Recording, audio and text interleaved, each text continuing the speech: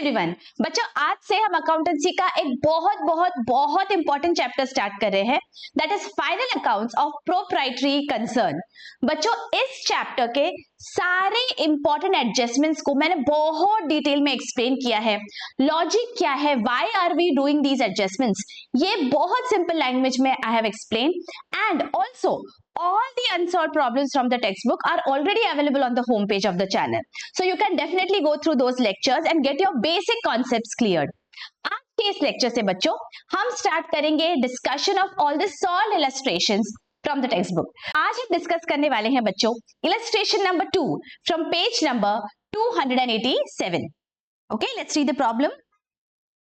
From the following trial balance of Mangesh traders, you are required to prepare final accounts. Alright, अब हमें क्या दिया गया है, ट्रायल बैलेंस दिया गया है, एंड जैसे ही हमारे पास ट्रायल बैलेंस आता है बच्चों हम क्या करते हैं, we are going to bifurcate all the items into items which go in the trading account, which go in the profit and loss account and which go to the balance sheet. Alright, so let us first do that.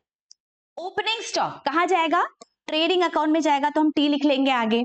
Purchases trading account, sales trading account, purchase return क्या होता है, purchase में से minus करते हैं trading account, sales return sales से minus करेंगे, royalties trading account, wages and salaries. अब बच्चों ध्यान रखिए ऑल द टाइम, वेजेस दिए होते तो ट्रेडिंग अकाउंट में जाता, सिर्फ सैलरीज दिया होता तो प्रॉफिट एंड लॉस अकाउंट में जाता, राइट? लेकिन यहां दिया गया है वेजेस एंड सैलरीज, तो हम थोड़ा यहाँ कंफ्यूज हो जाते हैं। बट हमेशा एक बात याद रखिए बच्चों, आपका स्टार्टिंग का आइटम आपको देखना है। स्टार्टिंग क्या है, वेजेस एंड सैलरीज, तो यहाँ वेजेस कहा जाता था ट्रेडिंग अकाउंट में, so wages and salaries trading account में जाएगा। लेकिन अगर हमें दिया जाता सैलरीज एंड वेजेस, तो हम देखते दैट सैलरीज कहा जाता है, सैलरीज जाता है प्रॉफिट एंड लॉस अकाउंट में, तो अगर सैलरीज एंड वेजेस दिया होता तो वो प्रॉफिट एंड लॉस अकाउंट में जाता। बच्चों प्लीज रिमेंबर, यहाँ पे गलती होने के बहुत चांसेस होते हैं और बहुत कंफ्यूज होते हैं बहुत सारे students, so always look at the first item, जहां फर्स्ट आइटम जाता है उसी जगह पे आपको उस आइटम को लिखना होता है। So wages and salary will go to the trading account, getting it? Next, office salaries profit and loss account, bills receivable asset है मेरा balance sheet, bills payable liability है balance sheet, office equipments balance sheet, motor van balance sheet, plant and machinery balance sheet, ये सारे हमारे assets है। Bad debts ये मेरा नुकसान है प्रॉफिट एंड लॉस अकाउंट। और बच्चों एज वी नो दैट जो ट्रायल बैलेंस में आरडीडी और बैड डेट्स आते हैं उसे हम कहते हैं ओल्ड बैड डेट्स या old RDD, just for the sake of our understanding, because हमारा जो बैड डेट्स और आरडीडी का फॉर्मूला है उसमें हमें ये पता होना चाहिए, that is why. Okay, next, advertisement profit and loss account, cash in hand balance sheet, debtors balance sheet, reserve for bad debts, देखिए रिजर्व है तो ये मेरा प्रॉफिट एंड लॉस अकाउंट में जाएगा, एंड ये ओल्ड आरडीडी है बिकॉज ये ट्रायल बैलेंस में दिख रहा है। Okay, sundry creditors balance sheet and capital balance sheet. Okay, once we are done with this, what do?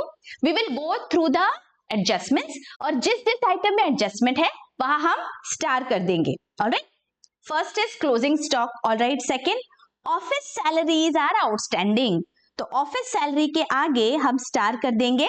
Why are we doing this, because यहाँ एडजस्टमेंट है, तो ऑफिस सैलरी की अमाउंट जब हम ट्रांसफर करेंगे प्रॉफिट एंड लॉस अकाउंट में, we are going to write these amounts in the inner column and we are also going to leave a few rows for these adjustments. Okay, this we have to do so that हमारा presentation proper होता है, neat and clean presentation दिखता है।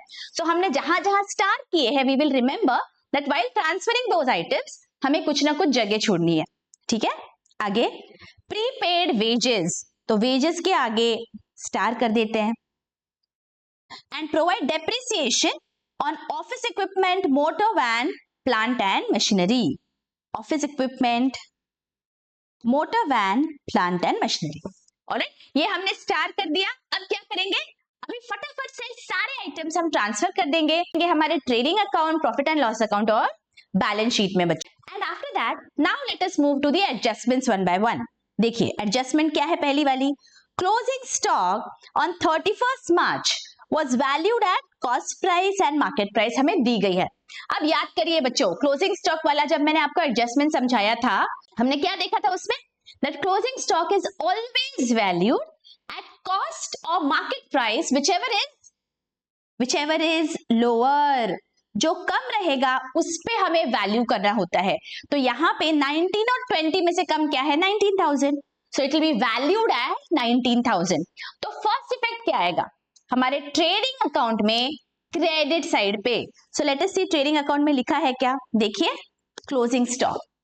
और second effect आएगा मेरे balance sheet में on the asset side, ये हमारे एसेट्स है तो closing stock will appear on the asset side.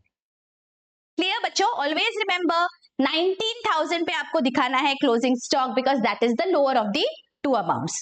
Okay, next, office salaries outstanding 1,000। अभी आउटस्टैंडिंग वाला लेक्चर याद करिए जहां पे हमने बेसिक सारे एक्रूअल के कॉन्सेप्ट्स देखे थे। आउटस्टैंडिंग का मतलब क्या होता है, that this expense belongs to this particular financial year, लेकिन उसका पेमेंट नहीं हुआ है। But as we know that profit and loss account में हम ये नहीं देखते वेदर पेमेंट हुआ है या नहीं, we will just see whether it belongs to this year. Now because it belongs to this year, ये ऑफिस सैलरी के अकाउंट में हमें ऐड करना पड़ेगा because it is related to this year. Okay, तो इस साल के P&L में दिखना चाहिए। So I am going to add it in my office salaries in the profit and loss account. Okay, तो that is going to be my first effect. Let us see, add outstanding salaries 1,000, outer column में total लिखना है याद से। Okay, अभी second effect, always remember बच्चों, सारे adjustment के बराबर से 2 इफेक्ट्स दे दो, फिर ऊपर जाके उस एडजस्टमेंट को टिक कर दो। बिल्कुल आपको गड़बड़ नहीं करनी है, मैं बहुत सिंपल लैंग्वेज में आपको एक्सप्लेन करती हूँ। It is just about execution, properly आपको करना है। अब जैसे ही इसका फर्स्ट इफेक्ट हुआ, आस्क योरसेल्फ कि सेकंड इफेक्ट कहाँ जाएगा। Now because this is outstanding expense, अभी कोई खर्चा है जो मैंने पे नहीं किया है लेकिन फ्यूचर में तो करना पड़ेगा ना, इसका मतलब ये मेरा ऑब्लिगेशन हो गया, मुझे फ्यूचर में कुछ खर्चे के लिए पैसा देना है, ये ऑब्लिगेशन है। इसका मतलब ये कहाँ दिखेगा, ये बैलेंस शीट में दिखेगा on the liabilities side. So outstanding में दिखेगा बैलेंस शीट में, outstanding salary 1,000 on the liabilities side. Getting it? अब आपने दोनों इफेक्ट्स दे दिए तो आप ऊपर एडजस्टमेंट में जाइए और यहाँ पे टिक कर दीजिए so that you remember that this adjustment I have solved. Okay, ऐसे आप आदत बनाइए बच्चों। व्हेनेवर यू आर स्टडिंग तब इसी तरह से पढ़िए ताकि एग्जाम में जब आप सॉल्व कर रहे हो you will follow this process. Okay, तो गलती बिल्कुल नहीं होगी। Believe me, if you go through my lectures, इतने सिंपल लैंग्वेज में आई हैव एक्सप्लेन्ड एवरीथिंग बच्चों, that I am 100% sure that if you follow all the steps that I am giving you all, आपको full marks मिलेंगे final accounts में। But you have to ensure that you get your logic correct. And of course अगर कोई भी doubt है, मैं हूं यहाँ पे, ask questions but ensure that आप लॉजिक फॉलो करें। मुझे बिल्कुल रट्टा नहीं मरवाना है। बहुत बार हम देखते हैं बच्चे रट्टा मारते, आउटस्टैंडिंग है ऐड करो, प्रीपेड है माइनस करो। No, understand why we are doing it. एक बार व्हाई आपको क्लियर हो जाएगा ना, तो चाहे कितना भी ट्विस्ट एंड टर्न करके एग्जाम में पूछा जाएगा, आपको आंसर करते आएगा बच्चों। And also please remember, accountancy का जो ये बेस है, ये आपके अगले अकाउंटेंसी के जर्नी में आपके काम में आने वाला है, whether it is for 12th boards या it is for all your professional degrees जो आप फ्यूचर में लेना चाहते हो। ओके, तो ये जो फाइनल अकाउंट्स है, ये बेस है इसका। इसीलिए right now get your logic extremely clear. रट्टा बिल्कुल नहीं मारना है। I don't want any of my students to mug up because I'm here to explain logic. I can give you all the logic. So why mug up? Okay? बिल्कुल रट्टा नहीं मारेंगे. We will understand that ये क्यों करना है, and then we will do all the adjustments. And देखिए आप, I'm 100% sure that if you follow the logic, आपके final accounts में बहुत अच्छे marks आएंगे एग्जाम में बच्चों। Alright? Now let us move to the next adjustment. Prepaid wages. अब ये क्या दिया है? ये खर्चा है जो हमने प्रीपे कर दिया, as the name suggests. Pre payment मतलब हमने ड्यू डेट से पहले पेमेंट कर दिया। अब हमें ये पता है that profit and loss account में इस साल से रिलेटेड खर्चे दिखने चाहिए। अभी प्रीपे कर दिया मतलब अगले साल का खर्चा मैंने आज ही दिखा दिया, तो ये तो गलत हो जाएगा। तो मुझे क्या करना पड़ेगा? माइनस करना पड़ेगा। सो मैं माइनस करूंगी प्रीपेड वेजेस ट्रेडिंग अकाउंट से। देखिए 8 - 1 7, तो प्लीज रिमेंबर यहाँ पे भी गलती हो जाती है बच्चों, हम यहाँ लिख तो देते हैं 1 माइनस, बट हम जब आउटर कॉलम में जाते हैं तो गलती से हम उसे ऐड कर देते हैं। Okay, these are the silly mistakes that we have to avoid. जब भी आप आउटर कॉलम में टोटल कर रहे हो, please see what you have written. यहाँ पे आपने लेस लिखा है तो माइनस करो, यहाँ पे देखो ऐड लिखा था तो ऐड करो। आपको लगेगा ये बोल क्यों रहे हैं ma'am, this is so obvious. I know it sounds very obvious, but believe me बहुत गलतियां यहाँ पे हो जाती है, because we are in a rush all the time when we are solving our papers in the exam. Okay, so that is why keep your cool, जितना लिख रहे हो उतना एकदम अच्छे से सॉल्व करके आओ, because आपको स्टेप वाइज मार्क्स रहते हैं बच्चों, राइट? So understood. यहाँ पे हमने क्या किया, प्रीपेड वेजेस थे इसलिए माइनस कर दिया। अब सेकेंड इफेक्ट कहाँ जाएगा, ये जो खर्चा है ये मैंने अभी पे कर दिया, जिसके बदले में जो वेजेस मैंने पे किए तो वर्कर्स मेरे लिए काम करेंगे, बट वो फ्यूचर में करने वाले हैं, राइट? अभी नहीं ना, बिकॉज ये फ्यूचर का पेमेंट है। तो फ्यूचर में मुझे कोई सर्विस मिलने वाली है वर्कर्स से, if I am going to receive any type of benefit in the future, तो मैं इसे बोलती हूँ ये मेरा एसेट है। So that is why the prepaid wage becomes my asset and it will be shown in the balance sheet on the asset side. देखिए prepaid wages, clear? अब क्या करेंगे, यहाँ एडजस्टमेंट्स में जाके इसे टिक कर देंगे सो दैट हमें याद रहे दैट हमने ये कर दिया है solve. Now moving to the last adjustment. Last adjustment में हमें दिया गया है depreciation on 3 assets. Okay, so now please गड़बड़ क्या हो जाती है, कहाँ कैसे करना है, देखो 5% on office equipment, 10% on motor van and 15% on plant and machinery. तो इस तरह से करना है ताकि अमाउंट्स में गड़बड़ नहीं हो। So one by one we are going to calculate. Office equipment पे 5% है, सो लेट अस सी 20,000 पे ऑफिस इक्विपमेंट दिख रहा है, वर्किंग नोट में लिखेंगे 20,000 पे 5%, दिस गिव्स अस 1,000। ओके, अभी इसका क्या करेंगे, फर्स्ट इफेक्ट ये डेप्रिसिएशन है तो प्रॉफिट एंड लॉस में डेबिट साइड पे आएगा, देखिए 1,000। और तुरंत सेकेंड इफेक्ट बैलेंस शीट में ऑफिस इक्विपमेंट से माइनस हो जाएगा, डेप्रिसिएशन है तो एसेट की वैल्यू कम हो जाती है, राइट?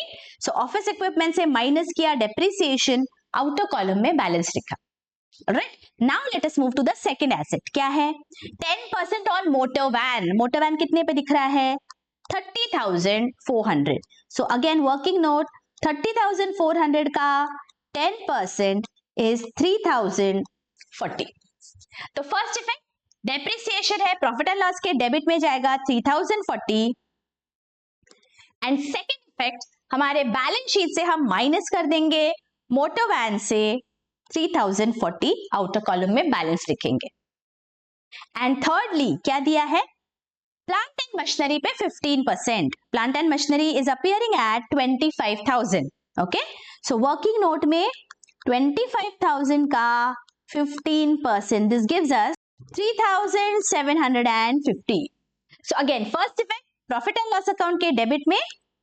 ओके, अब इन तीनों का टोटल यहां पे हमें करके लिखना है एंड बैलेंस शीट में प्लांट एंड मशीनरी से माइनस करेंगे depreciation. See this is 15% depreciation. Getting it? Is this very very clear बच्चों? देखिए स्टेप बाय स्टेप करना है, बिल्कुल हड़बड़ी नहीं करनी है, सब सही आएगा, follow the steps properly. Okay, अब देखो have we gone through all the adjustments? Yes. अब क्या बचा, अब क्या करना है, अभी हमें टोटल्स करने हैं ट्रेडिंग अकाउंट के और प्रॉफिट एंड लॉस अकाउंट के। Now before doing the totals बच्चों हमेशा याद रखिए जो भी इनर कॉलम के अमाउंट्स है वो आपने माइनस या प्लस करके आउटर कॉलम में बराबर से लिखे हैं या नहीं, ये एक बार चेक कर लो। बिकॉज एक बार आपने टोटल कर ली ना, फिर उसके बाद आपको अगर ध्यान में आता है तो बहुत ज्यादा कैंसिलेशन होता है, शैबी प्रेजेंटेशन दिखता है। So what am I saying, ये जो सारे इनर कॉलम के अमाउंट्स हैं यहाँ पे और यहाँ पे, please ensure that you have transferred the totals to the outer column. Now for example यहाँ पे परचेज से माइनस किया परचेज रिटर्न, तो टोटल लिखो आउटर कॉलम में याद से। ये छोटे छोटे चेक्स होते हैं बच्चों, बट यहाँ पे हमारी गलती होने के चांसेस होते हैं। सेल से सेल्स रिटर्न माइनस करके अमाउंट आउटर कॉलम में लिखो।